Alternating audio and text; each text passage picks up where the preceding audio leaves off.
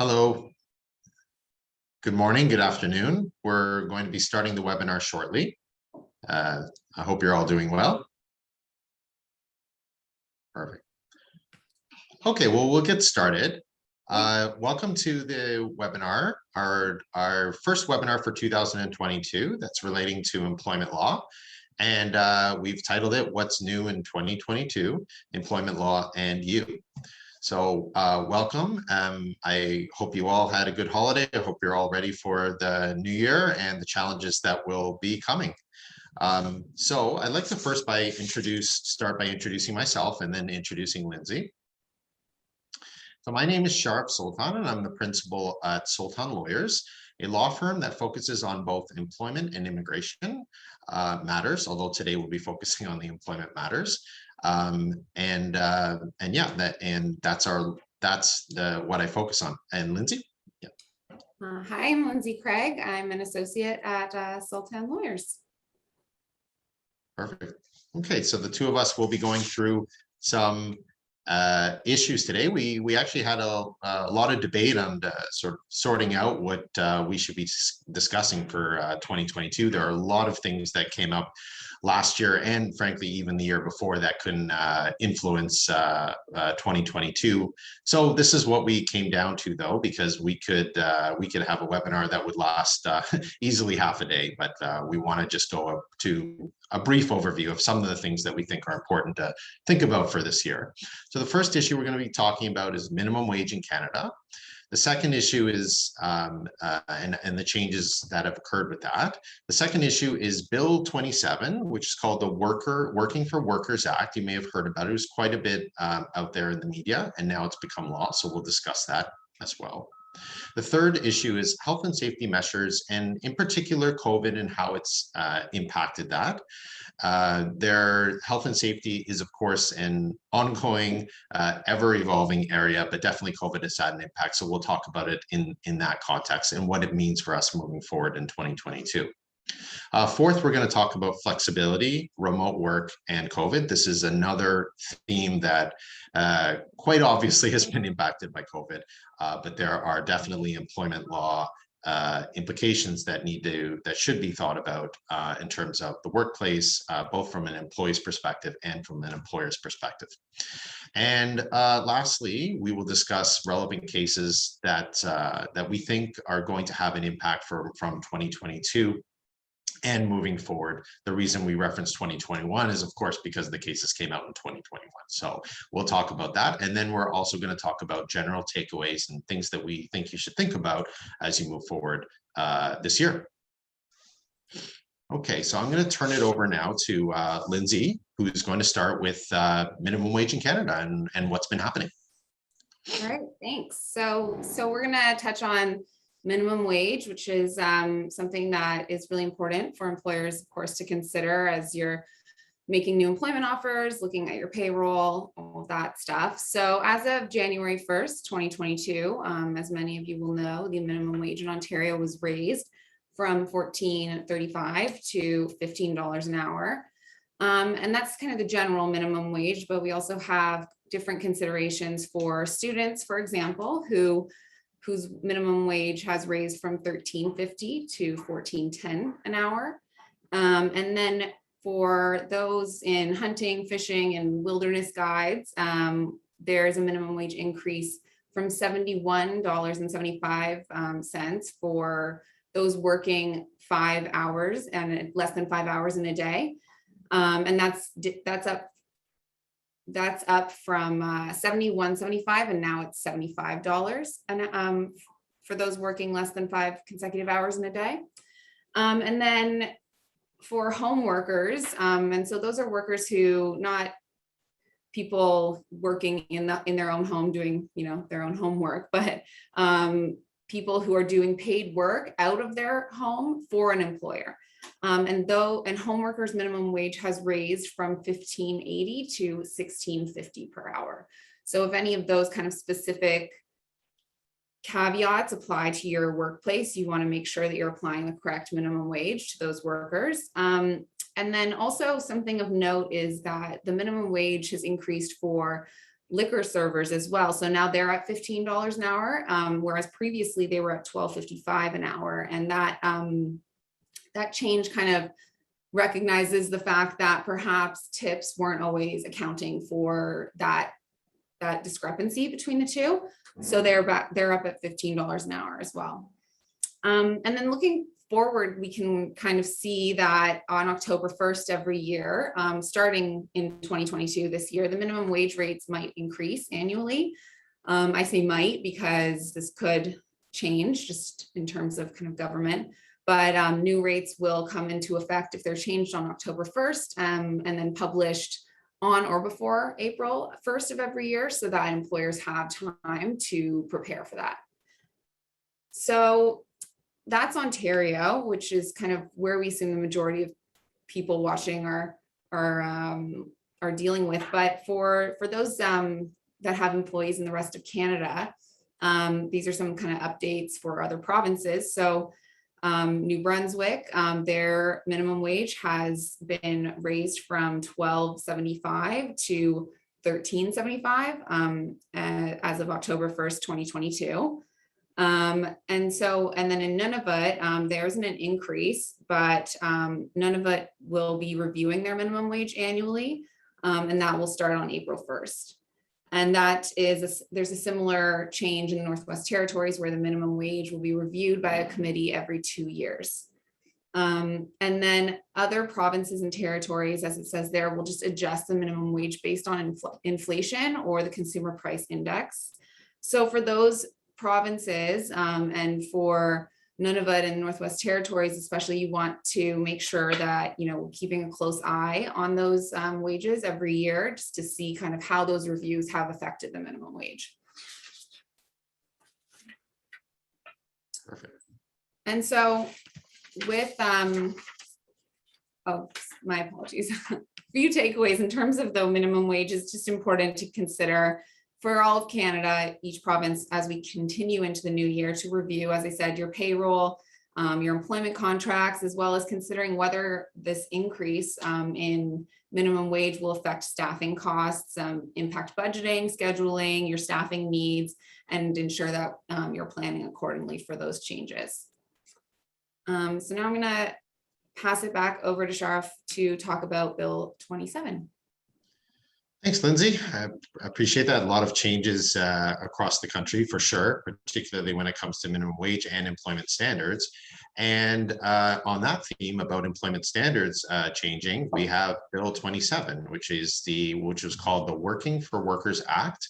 And that was brought out last year and it was debated, and eventually it actually passed, which means through receiving royal assent. So essentially it became law on December 2nd of 2021. So this bill is interesting because it actually addresses employment standards plus occupational health and safety. But I think it's fair to say that the overarching theme of it is to try to provide more flexibility for workers, less restrictions for them, and to improve the health and safety basically of workplaces. So in terms of the first major change, which was actually a pretty big deal to do this, generally speaking, employers have in the past, at least up until now, been able to restrict employees' activities post-employment in 3 ways. So essentially employment ends, the employee moves to another job, presumably, or maybe doesn't, but let's say they do move to another job and they're free. I mean, it might sound silly to say that, but they're free. They're free to do what they want. But there have been three types of restrictions that have been generally tolerated. Let's put it that way. That's non-solicitation, and it's non-competition, and it's confidentiality. So I'll go with the easiest one first, which is confidentiality. In general, the common law, just the laws of the courts accept that that you should maintain the confidentiality of matters of information that you gained. That can include client lists, it can include proprietary information, all of that. And you should not be providing that information to anyone else, and that goes on forever in perpetuity. Okay, so there's not really a lot of controversy around that other than what is confidential information. Sometimes that there can be an argument over that. Like, for example, is know-how something that's confidential? The fact that you get better at something over time by learning, is that confidential? Probably not, but other things can be definitely deemed to be confidential. Secondly, you have non-solicitation. Non-solicitation basically comes in two forms. One form is you cannot solicit clients of your former employer. The second one is you cannot solicit employees or even maybe contractors that have worked with the previous employer. These again have been tolerated, but they need to be spelled out and it needs to be clear. It needs to be for a reasonable time.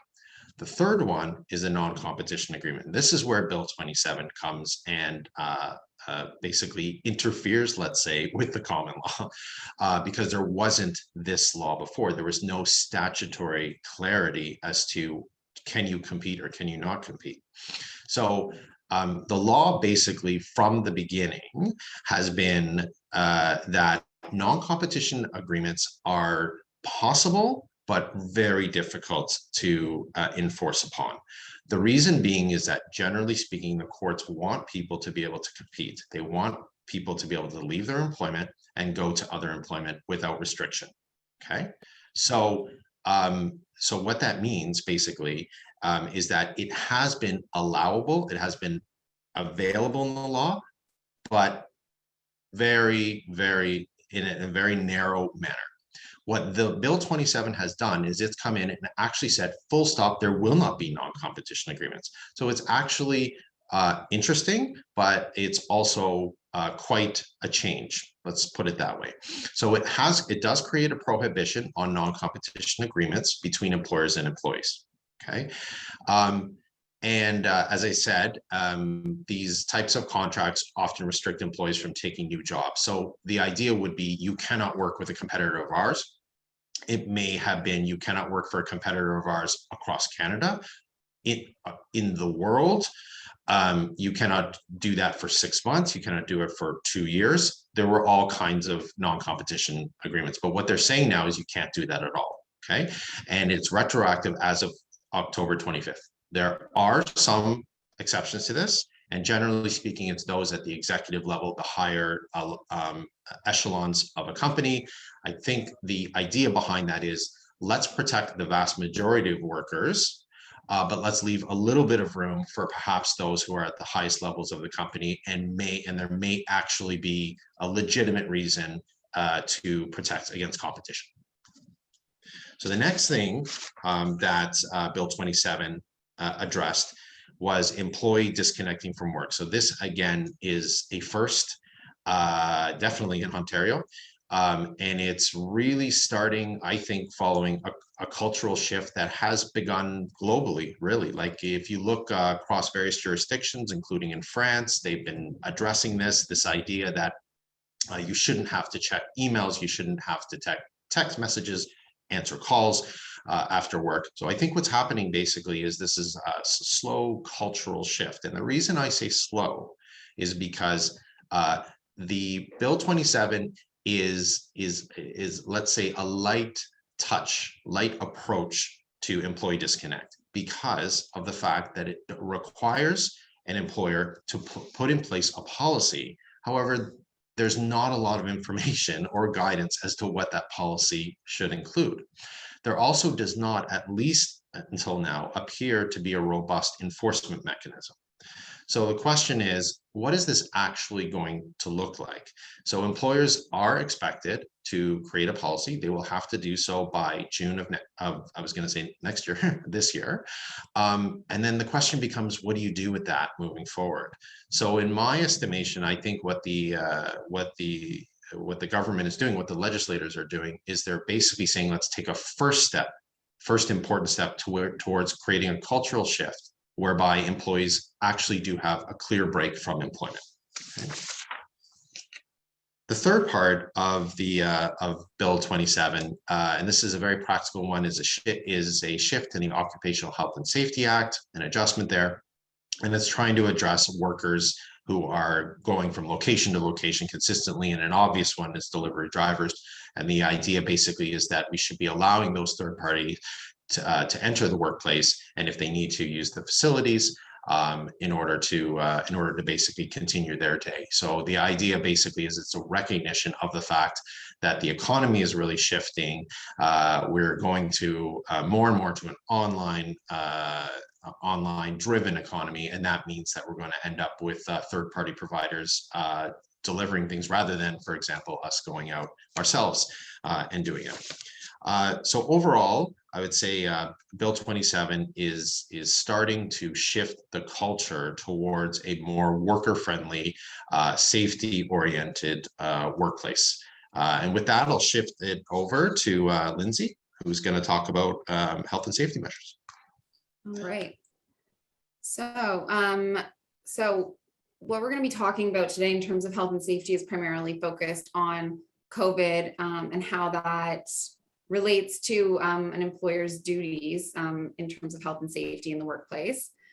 So employers have, as I mentioned, a duty, and this is under the legislation, the Occupational Health and Safety Act, to maintain a safe and healthy workplace. And this includes now COVID concerns, and it's continuing on COVID concerns. We kind of hoped that maybe there might be a post-COVID consideration, but at least as of now, it seems to be more of a flux or kind of an ebb and flow.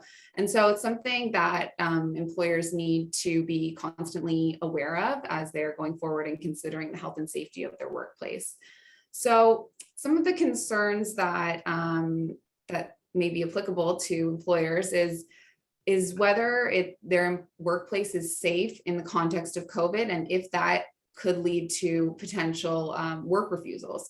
So that means that you want to make sure that you are assessing the workplace and constantly assessing it to ensure that your workers feel safe in terms of COVID to the best of your ability as an employer. And that includes kind of making sure you're on top of new standards, new legislation, as kind of across Canada, each province and territory, as I'm sure you all know, has different standards for opening, different standards for restrictions, and that kind of can even come down to the municipal level, where you're looking at the public health units and what their recommendations are in the workplace.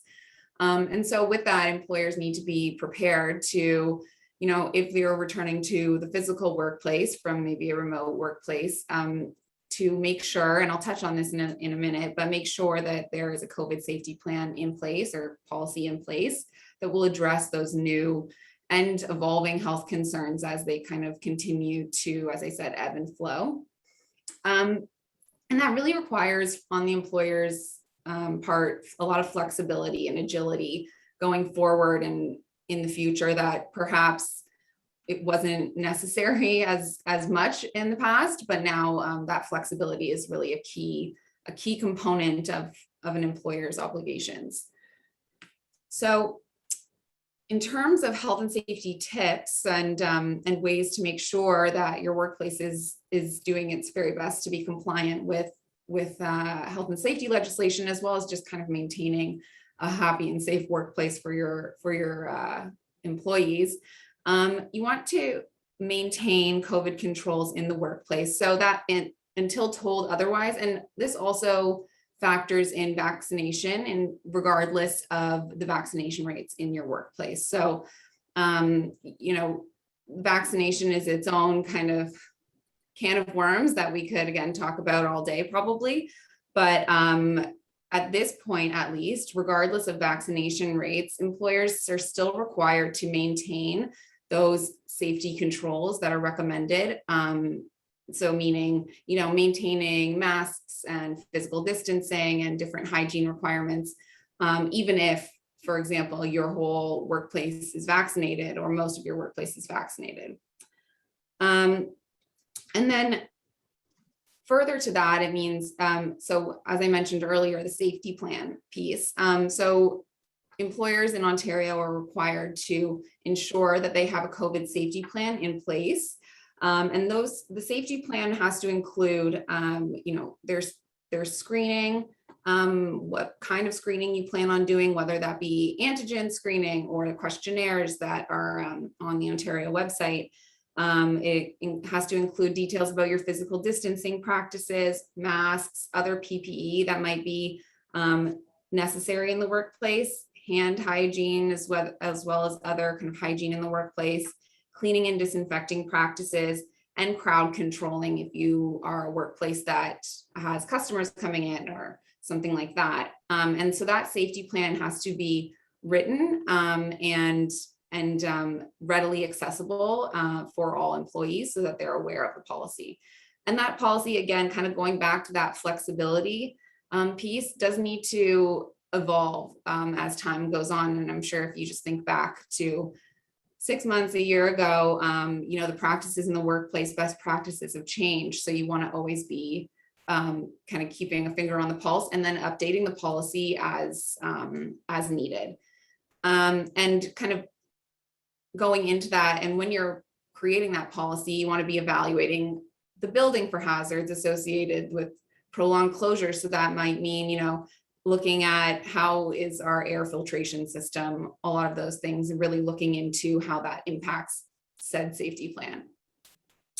And then further to that, staffing changes. If there's more employees than previously, some workplaces have experienced, an influx of staffing, but they've never actually been in the workplace, the physical workplace. So you want to make sure you're considering that when you're looking at returning to the office, if your office actually is, COVID safe for the new number of employees that you have.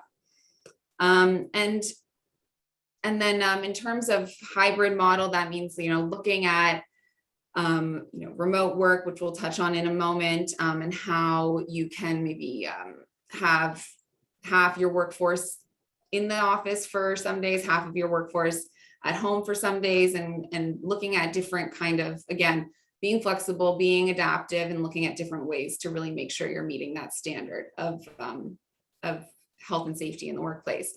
And again, open lines of communication. You want to always make sure that you are communicating these efforts and changes with your employees. That can a lot of the times assuage employee fears in terms of health and safety and going back to work. If they're being communicated with and it looks as though their employer is having, is taking a proactive stance, and that may also help with, if there are employees that are considering work refusals, with open lines of communication and what kind of practices are in place, they may be more comfortable in the workplace. And so long-term, which I kind of touched on a little bit, but long-term seems to be something that we do need to consider as kind of just a new piece of the occupational health and safety puzzle. And so some things that you might consider in your workplace is assigning an employee or, a member of your leadership to monitor public health authority updates. As I said, they're constantly changing. And so a good practice is to be always looking at Public Health Ontario. If you're in Ontario, if you're in Toronto or whatever, I guess, municipality, it's advisable and necessary to look at the public health units for your specific municipality, because there may be differences there in terms of COVID updates and best practices. And not to, of course, remove COVID controls until you're directed to do so by public health. So this does help in terms of if you have an employee assigned to looking at this, you kind of will be able to track what controls are still in place versus not, because you do have to remember there's a difference between, restrictions on, for example, dining and like percentages of people allowed in certain places versus, the requirements for workplace health and safety. Those are different standards. So just because, restaurants are opening doesn't mean that we can get rid of, our physical distancing practices in the workplace. So just making sure to keep track of those.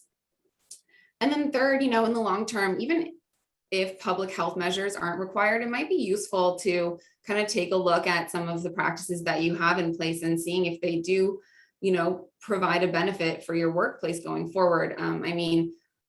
Fingers crossed, we don't have to wear masks forever, but physical distancing or different hygiene practices, air filter, like air filtration systems, these might be things to even consider on a more diluted basis as we kind of go forward, and it's less of an acute issue.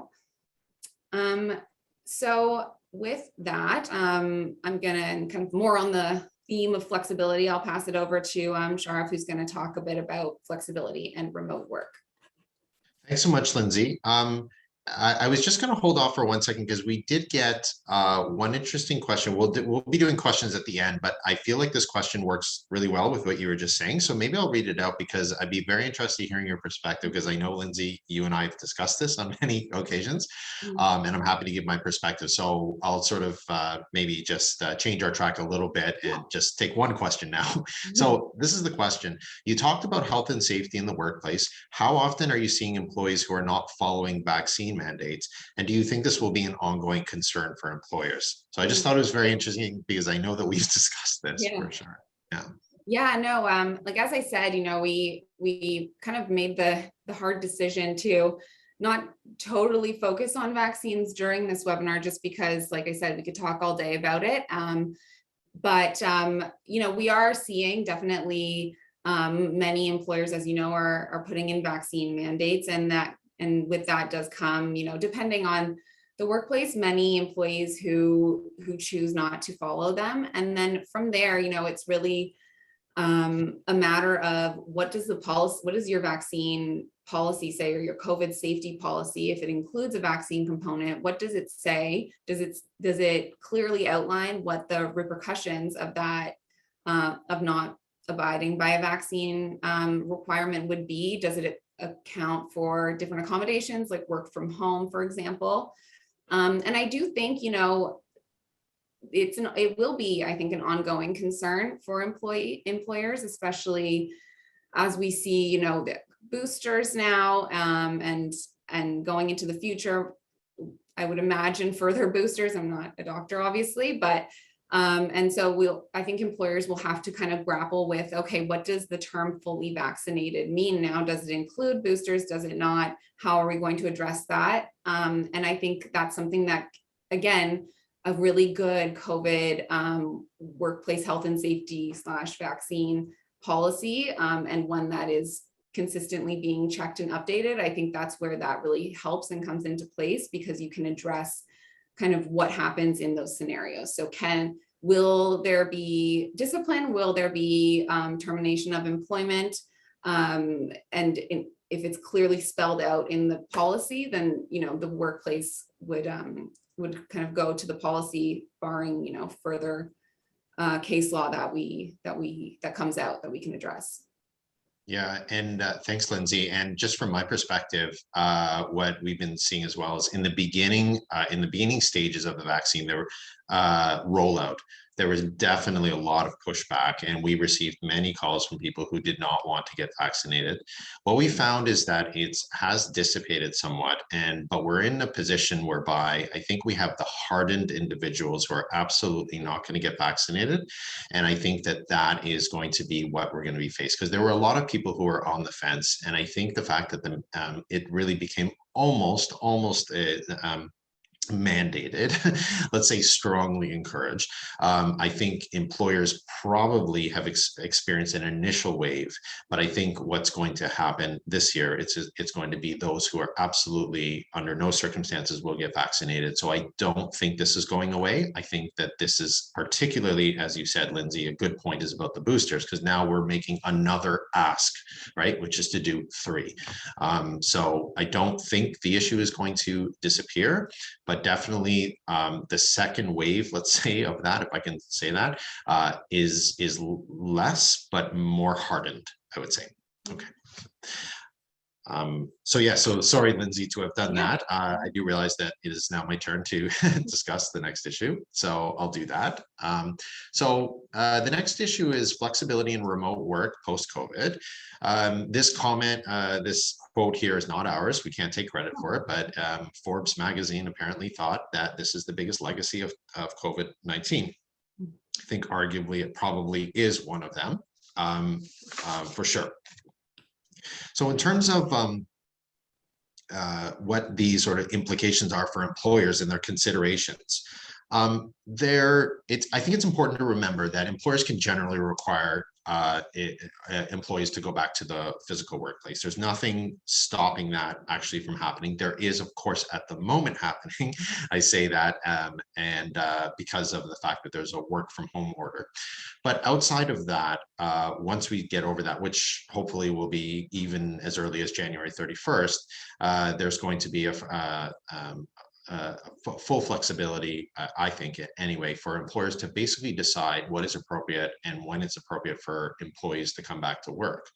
Having said that, I think it's worth keeping in mind some surveys that have looked at how employees are reacting to now having spent a significant amount of time working from home. And so we looked at a few surveys. They were done by ADP, they were done by KPMG, but in general, what they expressed was the majority of respondents in just last year said that they did have concerns about that their workplaces may not be prepared for a hybrid working scheme. I'm not sure where this comes from. It could just be irrational fear, but apparently a lot of workers are concerned that there is perhaps an ambiguity and perhaps health and safety issues as well coming out of that. And an interesting outcome as well, finding was that 7 out of 10 employees were fear of contracting COVID-19 from a colleague as a top 3 concern. I wonder, however, if this is going to be changing. I say that in part because of Omicron and the fact that the COVID is really spreading almost out of control at this point. And one has to wonder if it's almost impossible to avoid COVID at some point in time. And as we sort of move to this becoming from a pandemic to what people are now saying would be endemic, I wonder if that fear will be somewhat dissipated, particularly if people have the booster shot and they know that there's better medication out there and the severity of COVID is reduced. So trends we're seeing as well. In September 2020, there was a survey that suggested that 61% of Canadian workers prefer to work remotely at least 3 days a week, with 43% of employees over 35 saying the same. And then you go to May 2021, and the survey showed that 77% of those questioned want the options to work both from home and in the office when the pandemic is over, and 63% wanted some return to the physical workplace. So I think the message is pretty clear. People want hybrid. And so, it's been interesting to watch because a lot of our clients in particular, when the pandemic was sort of, raging, their mentality was, okay, let's wait for this to pass, and then we're going to set a date, and we're going to set a date to come back. And then what happened was time after time, over and over, this deadline, right, let's put it that way, or for returning to work just got moved back. And I think what's basically happening is we're shifting from a structured approach to return to work to one where it's going to build in flexibility. So I would not be surprised if a lot of the policies that we actually had initially drafted and prepared for a return to work are now going to be shifted to something more of a hybrid model. Okay, so with that, I think we're going to get into some substantive case law. You're unlikely to not do that if you come to a webinar or meeting with lawyers. This is what we study and this is what we do. And so what we've done is we've gone through some cases over the last year, and particularly tried to pick some interesting trends that we think that is noteworthy as we move into 2022. So we've broken that down into 4 categories. The first one is COVID-19 unsettlement. Okay, that sounds mysterious, but we'll make it less mysterious in a moment. And then we've got overtime payments, There's been some advancement in the law in that respect. We thought that was interesting. Termination clauses, that's an always interesting topic, at least to employment lawyers. And then fourth, we've got sexual harassment, which is obviously a top of mind topic, particularly over the last few years. And there's an interesting case that we thought was worth discussing. So we'll start off with the first topic, which is COVID-19 and unsettlement, but now we'll call it COVID-19 and common law notice, and then Lindsay can explain what we mean by this and why we think it's important. Yeah, so with these cases, both of these are specifically related to the infectious disease emergency leave, which, to save myself from saying that a million times, I'm going to refer to as IDEL. But so for those, maybe just a quick brief on IDEL. So this is regulations that came into place a million years ago, but actually March 2020, that brought in a few changes to the ESA, one of which being that, you know, if an employee, if their hours are reduced, if they are put on temporary layoff, due to a COVID-19 related reason, that leave or that reduction in hours or wages would not be deemed a constructive dismissal during the time that IDEL or these regulations are in place. And they've continued to be in place, with the most recent extension, I think, being into July of this year. And so with that, it kind of allowed, the purpose being that it allowed employers a little bit of breathing room to, you know, reduce wages, reduce hours of employees if they didn't need as much work done, or if COVID was causing a significant drop in business, or they had to close down, without the threat, I guess, of having employees come back and say, I've been constructively dismissed.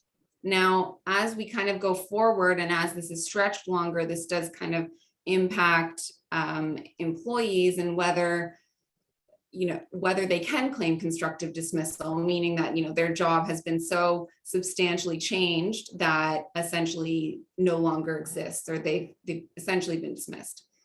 And so the case law has kind of grappled with basically whether the employment standards, regulations, and the changes to that regarding IDEL impact an employee's common law right to claim constructive dismissal. And, you know, we've gone back and forth, and these two cases actually came out within days of each other, and highlighted the different sides of that debate, I guess. So with the first one, Coutinho and Ocular Health Center, and I apologize if I pronounced that wrong, but so in this case, it was found that the employee could claim constructive dismissal under common law.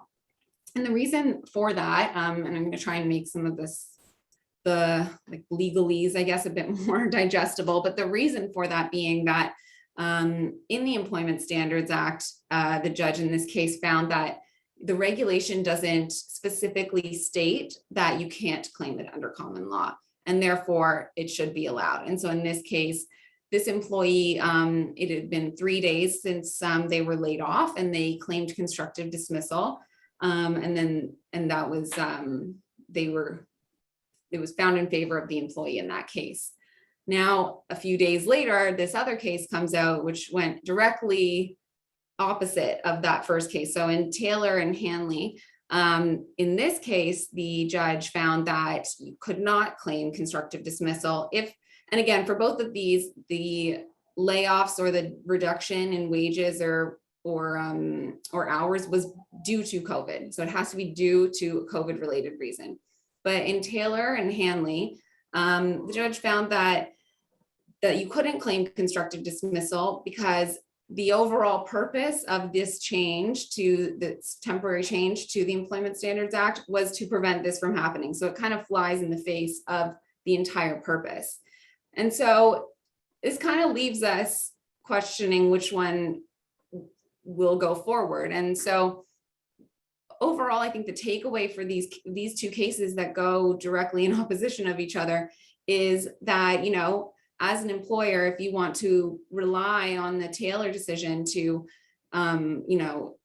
against an employee who claims constructive dismissal because you've, reduced their wages due to COVID, is to really make sure that, you dotted all your I's, you've crossed all your T's in terms of showing that it was a COVID related reason, and to not be too married to the fact that, oh, there's this case, and so I'm good, because clearly we're going back and forth with these decisions. And so the takeaway is to really, unfortunately, expect some uncertainty in terms of how things might shake out. And of course, we're going to keep track of advancements in these cases or any appeals that come out to see if we can kind of get further guidance and direction on how courts are going to interpret this as we go forward.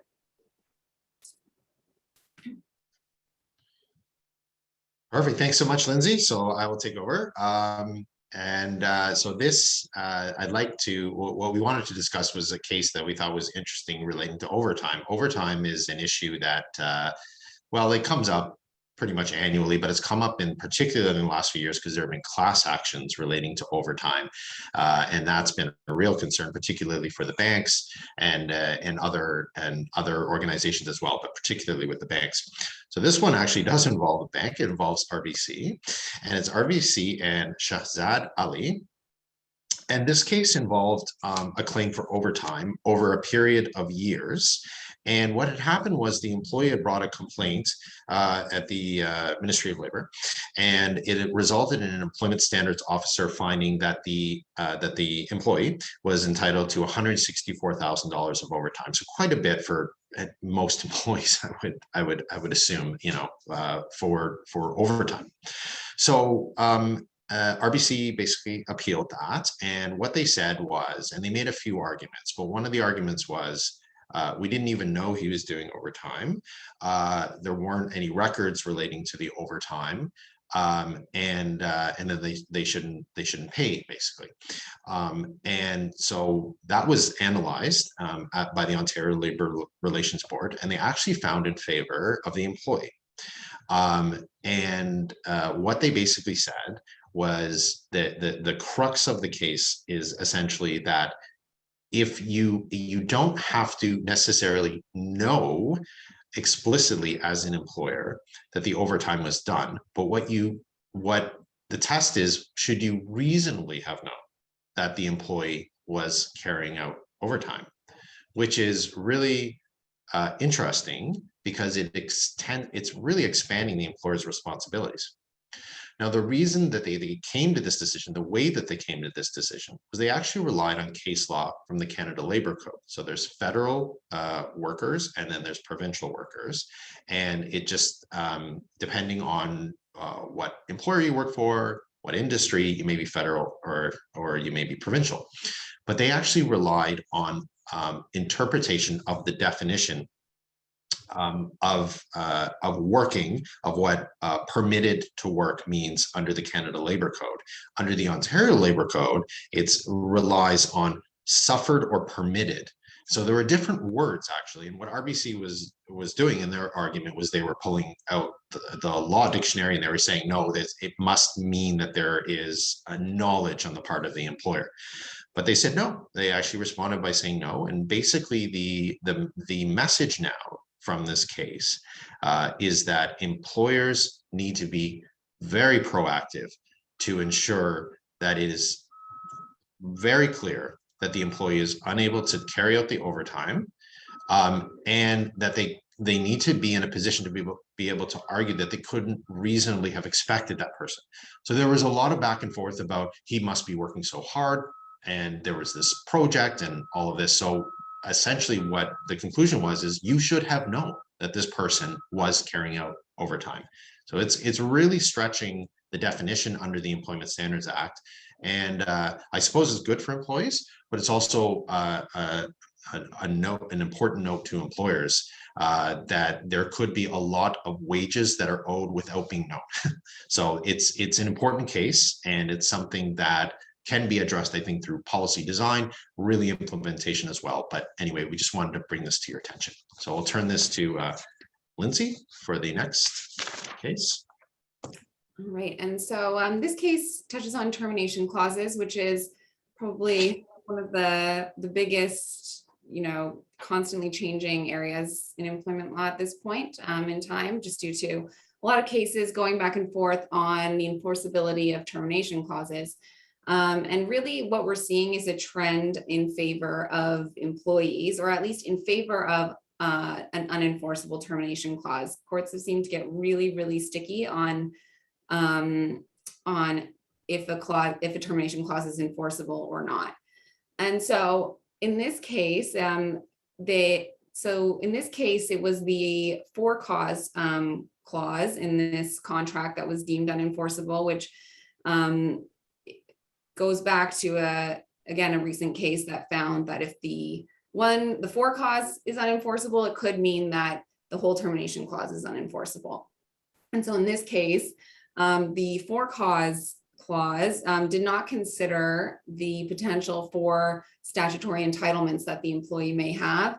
And therefore, the court kind of found that it was basically aiming to contract out of the Employment Standards Act, which is obviously a big issue. And the different thing about this case, though, was that the parties were sophisticated, for lack of a better term, but basically meaning that both parties in this case were represented by counsel, and the contract had been reviewed. And in the past, that would definitely be a knock against the employee claiming that it's unenforceable, because the court would say, you've looked it over, you've had it reviewed by counsel, so you should have maybe caught this, or it would weigh against their favor. But in this case, the decision stated that it really didn't matter that it was sophisticated parties. The fact of the matter was the contract attempted to kind of go away from the requirements in the Employment Standards Act, and really that's the crux of the issue. And so if you have a clause that attempts to kind of take away from what an employee is entitled to, it'll be deemed unenforceable. And so the takeaway from that, and we'll go through takeaways, but basically to really, really look at your employment contracts and your termination clauses, because we're seeing like quite often new cases coming out looking at different aspects of it that factor in terms of enforceability. Thanks, Lindsay. So now I will talk about a case from the Ontario Court of Appeal, which addressed sexual harassment in the workplace and termination of employment. So it was sort of two-pronged, let's put it that way. So the case involved a 20-year employee who worked as a senior project designer, 62 years of age, and there were accusations made that he was making a series of inappropriate sexual comments, demeaning comments, things like pump the skirt, sit on your lap, things like that. Did you dance on tables? So anyway, sexual in nature, let's put it that way. And the employer investigated it, came to the conclusion that it was inappropriate, provided the employee with an opportunity for remediation, and to apologize. The employee was fine with everything other than the apology, refused to apologize. The employer then responded by terminating his employment, but terminating it for cause. So this is the important thing to keep in mind, because without cause, you get, to be very simple about it, you get a package. Well, with cause, you don't get a package. So 20 years of service, that's a lot to take away from somebody, because you could be looking at a significant package in the range of about 18 to even up to 24 months of pay. So that's quite significant amount that was taken off the table. The trial judge essentially found that it was inappropriate to be doing a termination for cause. The reason being, and they came up with a few reasons, but in my mind, I think the biggest reason was essentially that they said that there were alternatives to the apology. They could have made an effort. It didn't rise to the level of a termination for cause. The Ontario Court of Appeal disagreed with that and stated that no, the conduct was serious, that the sexual harassment has been recognized by the courts as being among the most serious acts and affront to others' dignity. And with respect to this idea that you could have done something other than an apology, the Ontario Court of Appeal disagreed with that, saying basically that the employer was trying and the employee was not recognizing the seriousness of it. So that's why the first comment there is recognizes seriousness of sexual harassment in the workplace. Overturning a trial finding. In other words, the Ontario Court of Appeal was willing to intervene and say, no, this person should not actually be given it. And throughout the whole case, if you read it, it's really just emphasizing the importance of addressing sexual harassment, the importance of that, and that overrides even a package after 20 years of service. And it's very hard in the law to lose a package after 20 years. Generally speaking, we almost make jokes that you'd have to burn down the workplace in order to lose that. So the termination for cause is a very high threshold, but even here, it was warranted according to the Ontario Court of Appeal. And the last comment there is a termination for cause is appropriate, but I've already addressed that. So I'll leave it there. Okay. So we just wanted to kind of give you some takeaways to summarize basically the topics that we've gone over, and we'll kind of take them point by point. But the first one being that takeaway one, to review wage policies for compliance, and this kind of notes back to the minimum wage change and making sure that, again, your employment contracts comply with that, and any appropriate policies also comply with that. Perfect. And the next one is to review or modify employment contracts for enforceability. And what we mean there is we're talking about a couple of things there. We're talking about Bill 27, as you may recall, when we were talking about the non-competition, and making sure that there aren't post-employment restrictions that may invalidate part or whole of the contract. And the other component of that is Lindsay's good comments relating to the evolution of the law of termination clauses in general. Okay, thanks. Right. Oh, sorry, this one's you, my bad. Okay, perfect. And then we also want to make sure that you design appropriate policies in relation to disconnecting from work. And we can talk a little bit more about what that means and what's to be included in that. But the idea basically is to start to take this seriously and think about what are things that are operationally feasible to have there, because it's also only fair to employers to have it be operational feasible to have a workplace policy where it's just, you know, closed and that's it. I don't think that will suffice. And then also the design and review of workplace policies to mitigate against liability. So generally speaking, what we're trying to address there is trying about occupational health and safety, and we're trying to make sure also harassment in the workplace, sexual harassment. We want to make sure that basically we're in a position to be as an employer, I shouldn't say we, but as an employer, you're in a position in order to be able to defend against these, to say that there was due diligence efforts made. And then the next takeaway is preparation for return to work realities. And this kind of goes together with actually the next one, policies and practical implements of health and safety measures, where, you know, as employers need to be looking at, again, you know, what does the workplace look like?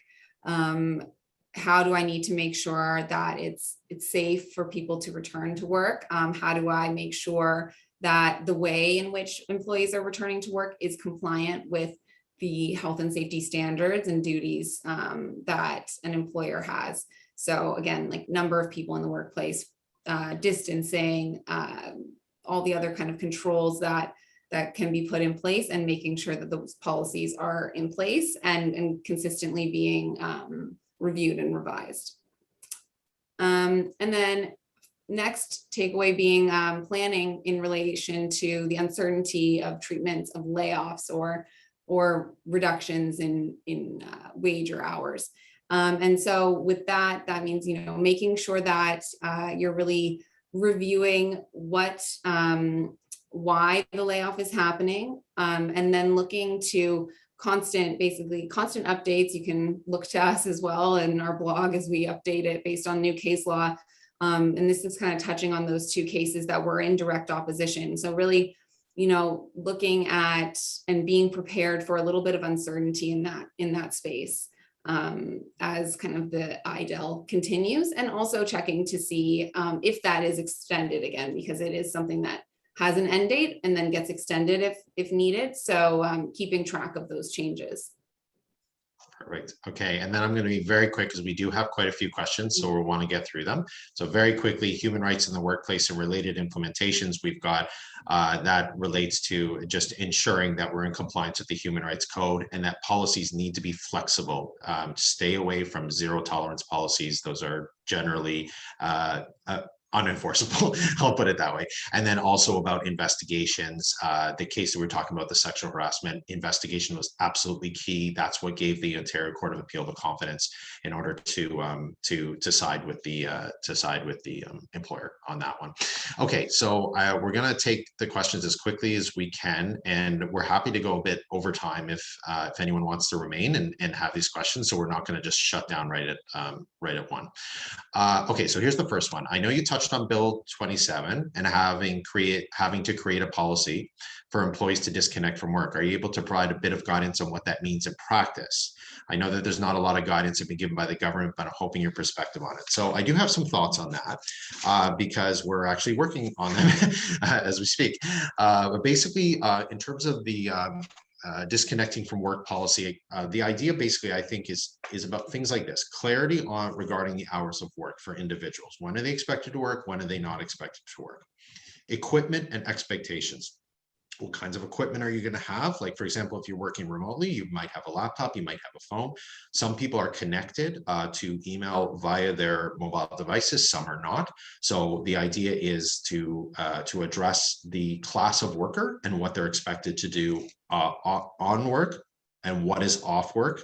So we need to redefine off work. So it's not working off work, it's actually working now. So the question is also, if there are expectations, how does that fit within their employment contract? So we redefine off work to on work, and also how is pay going to be impacted? The other thing about it is also about vacation. What are vacations, right? Are we expected people to check in during that time, or is it going to be completely off? And then do we need to redefine what is a vacation and what's not a vacation? So these are the kinds of things that we're working through.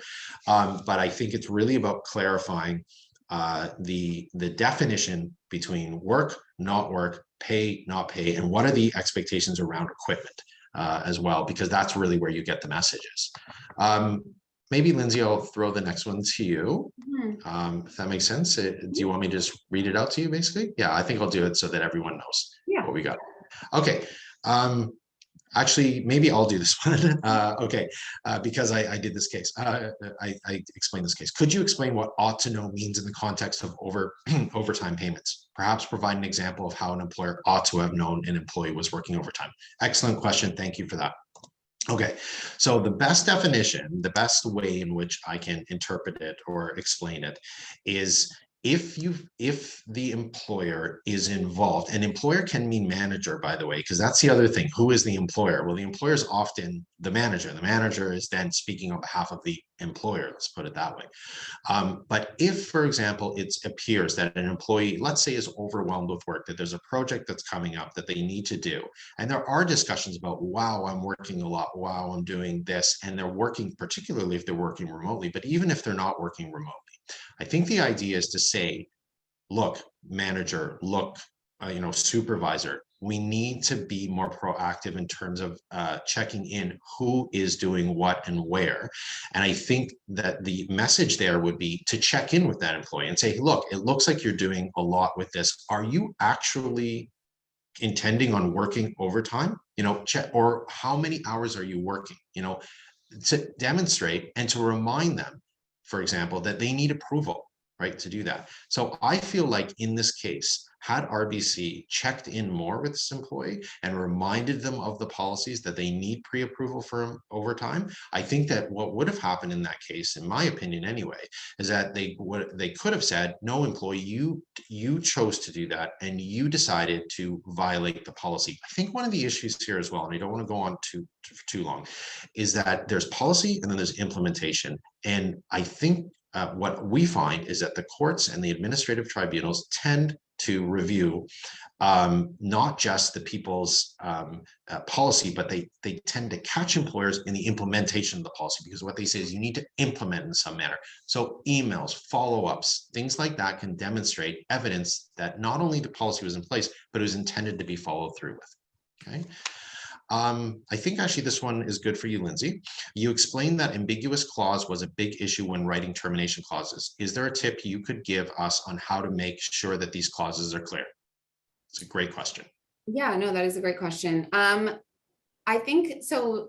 When we say making sure it's clear, we often see a lot of termination clauses that are like hefty. And so a lot of it, what we're finding is that really being simple, making sure that you're accounting for all of the entitlements in the ESA, and very clear. And those are like the big takeaways. So really making sure that you're outlining, this is what your entitlement is.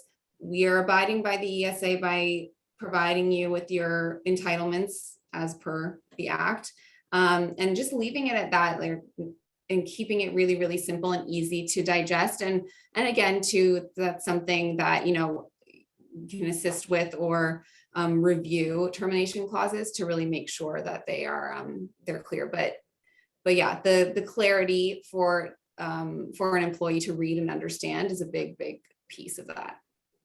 And I think it's fair to say as well, if you don't mind me building on that a bit, is that termination clauses are probably among the most technical legal side, I would say, of an employment lawyer's work. And courts are constantly trying to attack them, I feel anyway. And I think particularly because they want employees to have the right to common law notice. They don't want to restrict that. And most of the termination clauses that we see that we're defending are those that are trying to keep the termination to an absolute minimum, meaning the Employment Standards Act minimum. And from an employer's perspective, that's often the best strategy to go with regardless. Even if your clause is not necessarily going to be enforceable, it's often a good bargaining chip to have that available for you. So without us, we don't want people to be coming to us unnecessarily, but with termination clauses, it might very well be worth having counsel review that, particularly because the cases evolve, but regardless, I still suggest that we have them there. Another question that we have, and I think we'll probably leave it at that, is you had mentioned that there's some uncertainty about how COVID layoffs are being interpreted. Definitely, that's true. Do you have a sense of how the court will continue to rule on these issues in terms of COVID layoffs? So unfortunately, hard to say. I wish I could read the court's mind, but I can't. But I would say, if we look at both cases, the one that found that the employee couldn't claim constructive dismissal really did hit on a lot of the legal points that the judge prior made, and really said that a lot of them were interpreting the law incorrectly, basically.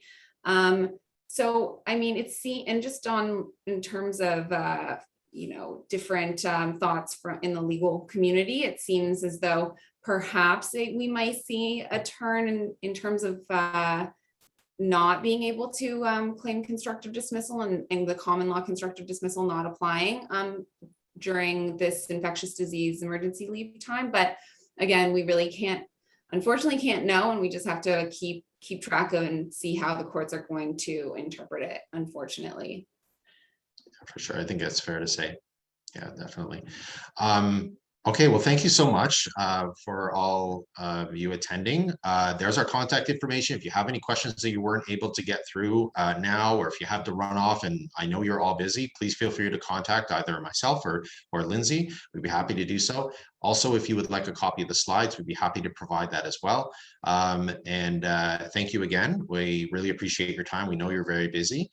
We wish you the best in 2022, and to all the participants, all the success, and we wish you the best. And I'll turn it to Lindsay. Sorry. Yeah, thank you guys so much for listening. And also I wanted to note too, we mentioned we will be doing an immigration law webinar in the coming weeks, so you can expect to see invites coming out for that as well, if that's something that applies to you or something you're interested in. For sure. That'll be addressing temporary foreign workers, dealing with either workers that you have initially. Maybe you're finding that there are labor market shortages. You'd like to take advantage of the temporary foreign worker program. We'll address all of that, but that definitely is its own beast and to be addressed separately for sure. Okay, so thank you again. And with that, we'll leave it there.